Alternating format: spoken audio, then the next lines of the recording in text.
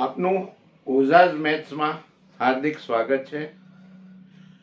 ગયા એપિસોડમાં આપણે વર્ગમૂળવાળા સમ જોયા. વર્ગમૂળની અંદર વર્ગમૂળ હોય તો કેમ સોલ્વ કરવો એ આપણે જોયું. ત્યારબાદ મેં એક આપને પ્રેક્ટિસ માટે એક સમ આપેલો જે અહીંયા છે જ,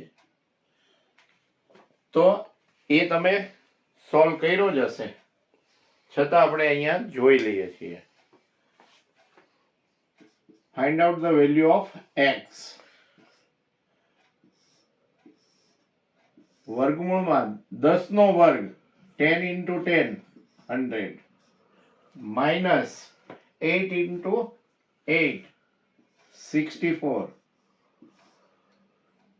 અને છેદમાં 7 નો વર્ગ 7 into 7 49. આપણે પહેલા બંનેનો ત્રણેયનો વર્ગ કરીને અહીંયા દેખાડી દીધો. હવે શું કરશું તો 100 માંથી 64 બાદ કરશું. 100 minus 64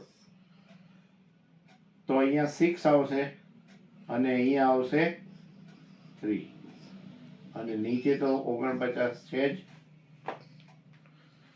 તો હવે બંનેનું વર્ગમૂળ નીકળી શકે એવા જ ફિગર છે.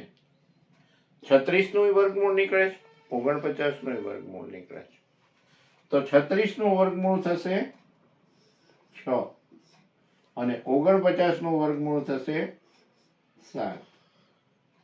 આ આપણો આન્સર છે ને ઈઝી સમ.